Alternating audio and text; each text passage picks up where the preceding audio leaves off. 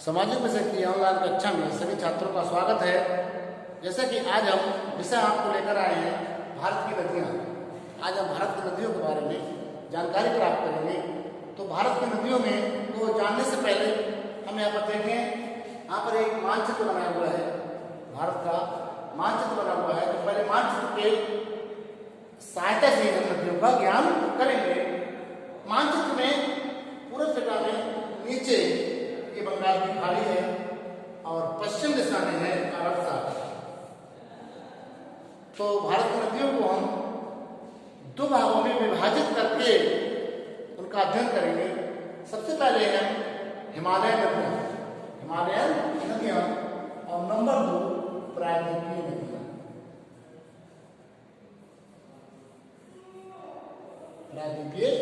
नदियां। हिमालयन नदियां क्या है? वे नदियां जो हिमालय से निकलती हैं हिमालयन नदियां कहलाती हैं। और वे नदियां जो प्रायद्वीपीय भारत अर्थात मध्य भारत से निकलती हैं, इनका उद्गम मध्य भारत से होता है, वे प्रायद्वीपीय नदियां कहलाती हैं। तो हिमालय से निकलने वाली ये हमारा हिस्सा जो है भारत का ये हिमालय का है, यहाँ से हिमालय जैसा है। तो हिमालय में एक स्थान है तिब्बत। तिब्बत में झील है मानसरोवर। तिब्बत में झील है मानसरोवर। तो मानसरोवर झील से एक नदी निकलती है और जम्मू कश्मीर में बहती हुई पाकिस्तान होते हुए अरब सागर में मिल जाती है। ये और कोई नदी नहीं है, इसका नाम है सिंधु नदी। इसका नाम है सिंधु नदी। सिंधु नदी ये जो है हिमालय की है, जो मानसरोवर में निकलने वाली बहुत ही महत्वपूर्ण नदी है। इस नदी की जो मुख्य सहायक नदियां हैं वो भी हिमालय से निकलती हैं। सबसे पहले ऊपर है झेलम, चिनाब,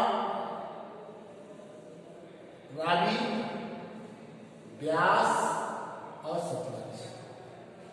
ये सभी नदियां हिमालय से निकलकर आकर सिंधु नदी में मिलकर अरब सागर में मिल जाती हैं। तो इनका क्रम याद रखना है। सबसे ऊपर नदी है झेलम, उसके नीचे है चिनाब, उसके नीचे है रावी, उसके नीचे है ब्यास और सबसे नीचे है सतलज नदी। ये वही सतलज नदी है जिस नदी पर इसमें बहुत महत्वपूर्ण प्रश्न आता है कि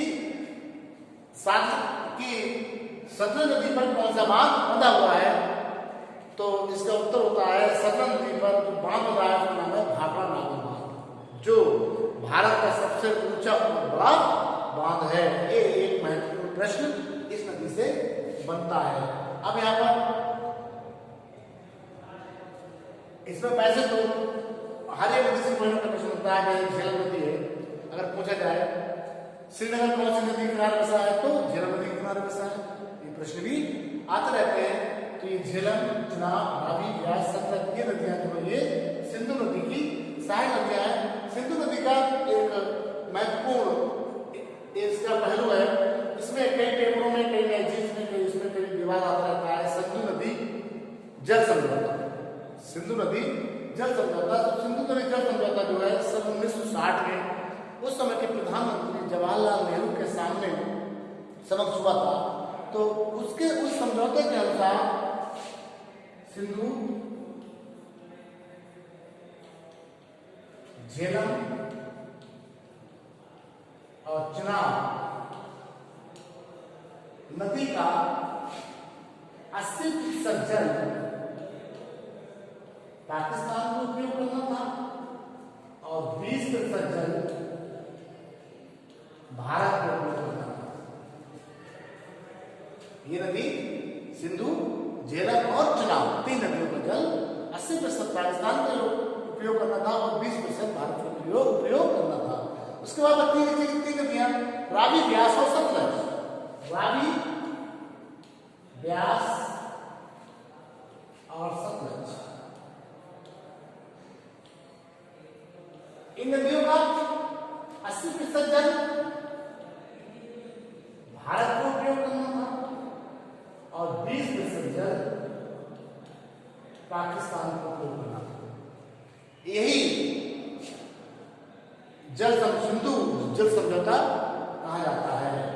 यही जो है सिंधु जल समझौता कहा जाता है। यही समझौता सन 1960 में उस समय के तत्काल प्रधानमंत्री जवाहरलाल नेहरू के समक्ष भारत सरकार से और पाकिस्तान सरकार से हुआ था। अब उसके बाद सिंधु नदी के बाद आता है इसकी जो हमारे हिमालय की बहुत मुख्य नदी, सबसे मुख्य नदी है, वो है यहाँ पर गंगा।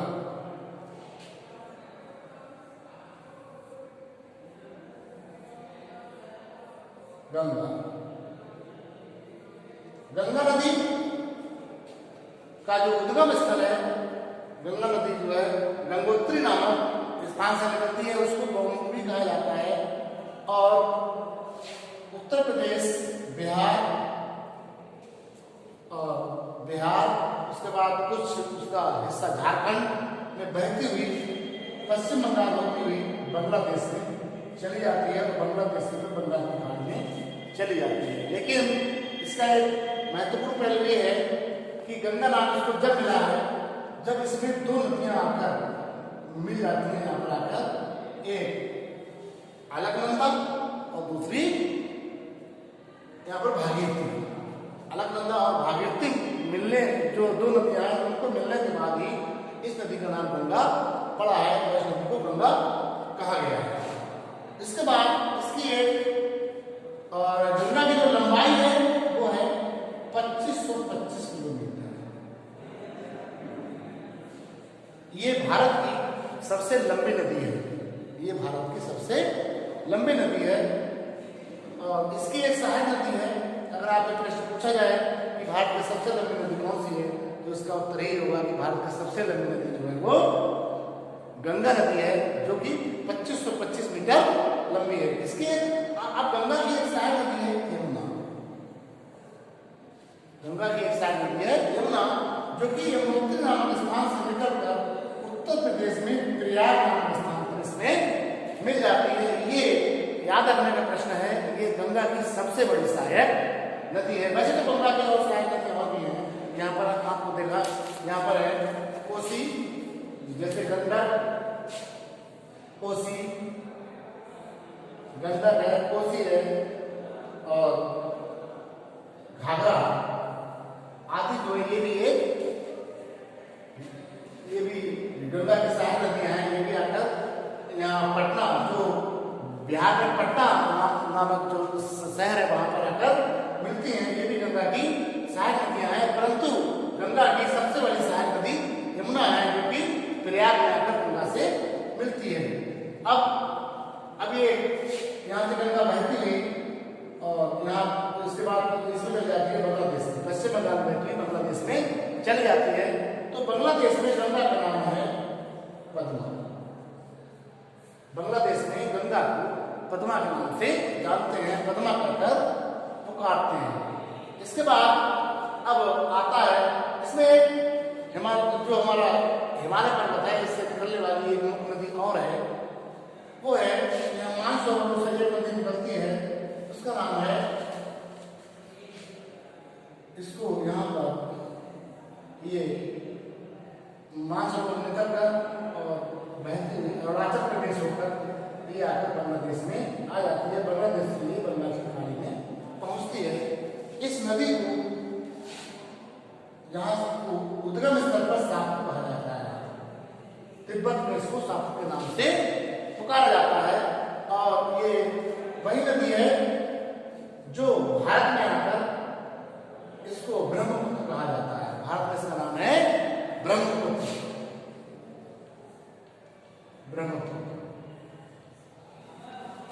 क्योंकि ये भी इसकी लंबाई 2900 किलोमीटर है। अब प्रश्न आता है कि गंगा की लंबाई 2525 किलोमीटर है और सापुर और जो ब्रह्मपुत्र है इसकी लंबाई 2900 किलोमीटर है। तो भारत की सबसे लंबी नदी गंगा को कहा जाता है। इसका प्रश्न, इसका सोल्यूशन ये है कि चूंकि भारत जो भी गंगा नदी थी वो भारत में बहने वाली सबसे नदी इसलिए क्योंकि वो भारत में 2525 किलोमीटर बहती है और जो ये ब्रह्मपुत्र नदी है ये वहां से इसको तिब्बत में सापुर कहा जाता है। इसका तो ये भारत में सिर्फ 915 किलोमीटर ही बहती है, इसलिए कहा जा सकता। हाँ, ये जब ये अरुणाचल प्रदेश में बहती हुई और जब इसमें असम में आती है तो असम में ये बहुत बड़ा स्थान ग्रहण कर लेती है। असम में बहुत चौड़े स्थान के ऊपर बहती है, तो इसको फिर तो वहां पर ये द्वीप का निर्माण करती है, नदी द्वीप का निर्माण करती है। तो द्वीप के बीच बीच में जो मतलब वहां पर द्वीप का निर्माण किया है, तो द्वीप का नाम है माजुली द्वीप।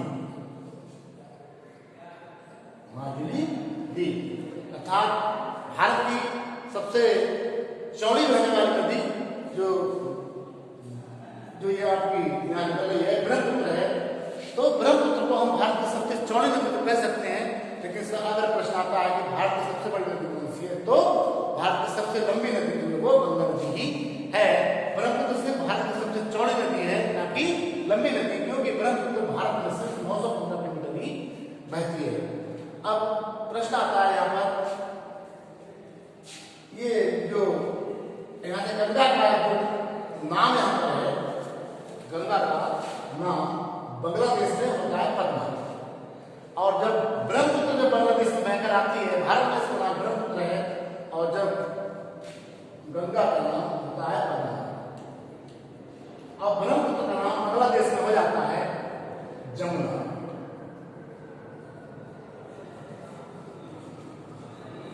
गंगा का नाम पद्मा और ब्रह्मपुत्र का नाम जमुना। जब ये दो नदियां आपस में नहीं आती हैं, तो इसको मेघना कहा जाता है। तो इसका नाम हो जाता है मेघना। ये अपना मेघना नाम लेकर ये बंगाल की खाड़ी में मिल जाती है। तो ये नदियां हो गई हिमालय की मुख्य नदियां। और उसके बाद हम आते हैं, एक नदी और है यहाँ पर अरावली, जो राजस्थान में ये राजस्थान अरावली नामक स्थान है। यहां से एक नदी बहती है लूनी। ये राजस्थान की मुख्य नदी है, क्योंकि ये राजस्थान के देश के क्षेत्र को सिंचित करती है, और ये गुजरात में कच्छ की खाड़ी में आकर विलुप्त हो जाती है। तो इसका ये भी एक अरावली पर्वत से ये भी प्रश्न आता है कि मरुस्थल के ठार के मरुस्थल में बहने वाली या अरावली पर्वत से निकलने वाली एकमात्र नदी का नाम बताओ, तो उस नदी का नाम है लूनी। अब आते हैं मध्य भारत में, अब आते हैं प्रायद्वीपीय भारत में। प्रायद्वीपीय भारत में सबसे मुख्य जगह है छत्तीसगढ़ में, यहाँ पर अमरकंटक नामक स्थान है। अमरकंटक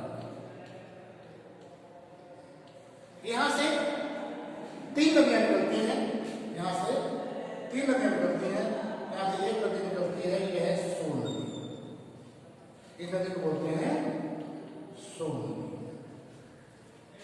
दूसरी नदी निकलती है और ये यहाँ से बहती हुई दक्षिण दिशा से बहती हुई और जाकर ये पश्चिम दिशा में गंगा नदी में जाकर मिल जाती है। इसका नाम है सोन नदी। और इसमें दूसरी नदी है यहीं से निकलती है, वो है महानदी, जो उड़ीसा में बहती हुई आकर बंगाल की खाड़ी में मिलती है। और इसकी एक नदी और है जो पूरब से पश्चिम की ओर बहती हुई, पूरब से पश्चिम की ओर बहती हुई अरब सागर में जाकर मिलती है। ये है नर्मदा नदी। ये है नर्मदा नदी। अब ये बहुत महत्वपूर्ण प्रश्न होता है कि भारत में वह कौन सा स्थान है जहां से 3 नदियां अलग अलग दिशाओं में बहती हैं, तो वो स्थान है अमरकंटक, जो कि यहाँ से बहती हुई और पूर्व दिशा में, यहाँ से दक्षिण दिशा से बहती हुई और पूर्व दिशा में जाकर ये जाकर गंगा नदी बनकर बंगाल की खाड़ी में मिलती है। और दूसरी नदी जो है ये अमरकंटक, यहाँ से निकलकर इस स्थान से निकल उड़ीसा होती हुई इसमें बंगाल की खाड़ी में मिलती हुई। अब और ये तीसरी नदी है नर्मदा, जो दक्षिण भारत में पूर्व से पश्चिम की ओर बहती हुई ये अरब सागर में जाकर गिरती है, गुजरात होते हुए अरब सागर में जाकर गिरती है। उसके नीचे एक नदी और है ताप्ती नदी। ताप्ती नदी ये भी एक प्रायद्वीपीय भारत की, मध्य भारत की एक महत्वपूर्ण नदी है। तो अगर प्रश्न आता है कि मध्य भारत की कौन नदियां कौन सी नदियां जो है वो पूर्व से पश्चिम की ओर बहती हैं, तो इसका प्रश्न ये होता है नर्मदा और ताप्ती ये एक ऐसी नदियां हैं जो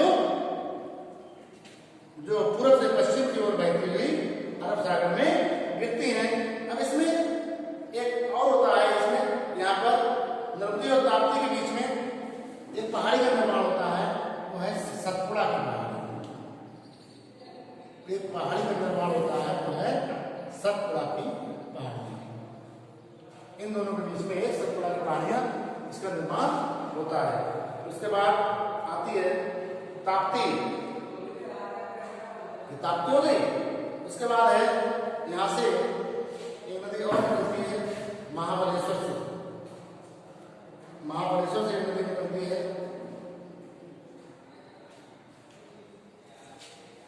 नासिक से नदी निकलती है एक, यहाँ से नासिक जो हमारा कुंभ स्थान है ना, कुंभ स्थान 4 है, हरिद्वार, प्रयागराज, नासिक और उज्जैन। तो नासिक से एक नदी निकलती है उसे कहते हैं गोदावरी। ये नदी बहती हुई बंगाल की खाड़ी में मिल जाती है, क्योंकि इस नदी को हम दक्षिण की गंगा के नाम से भी पुकारते हैं, क्योंकि जो स्थान उत्तर भारत में गंगा को प्राप्त है वही स्थान मध्य भारत या प्रादीपीय भारत में गोदावरी को प्राप्त होता है। इसीलिए इसको दक्षिण की गंगा के नाम से भी पुकारते हैं। गोदावरी नदी के नीचे एक स्थान और है, महाबलेश्वर नाम का स्थान है, वहां से एक नदी और निकलती है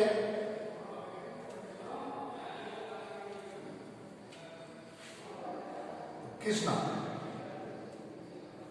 कृष्णा नदी निकलती है।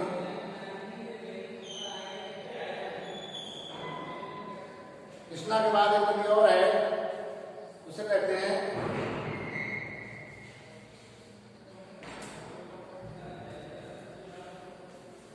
और कर्नाटक, उसमें एक नदी और है कावेरी। कावेरी नदी जो है निकलती है कर्नाटक से। कावेरी नदी कर्नाटक से निकलकर तमिलनाडु होती हुई बंगाल की खाड़ी में गिर जाती है। अक्सर जब विवाद जो है वो कृष्णा और कावेरी, कर्नाटक और तमिलनाडु के बीच कावेरी जल को लेकर ये एक विवाद रहता है। अब देखिए यहाँ पर जो अमरकंटक से नदी निकलती है महानदी, ये सोन नदी थी, ये नर्मदा नदी और ये महानदी। तो महानदी पर एक मुख्य प्रश्न बनता है यहाँ पर, महानदी में तो उड़ीसा पर एक बांध बना हुआ है, इसे कहते हैं हीराकुंड बांध, जो कि विश्व का एक, जो कि भारत का एक बहुत बड़ा बांध है। यहाँ से प्रश्न आता है कि हीराकुंड बांध किस नदी में बना है, तो इसका उत्तर है महानदी पर हीराकुंड बांध बना है। इसके बाद और जानकारी के लिए आगे देखिए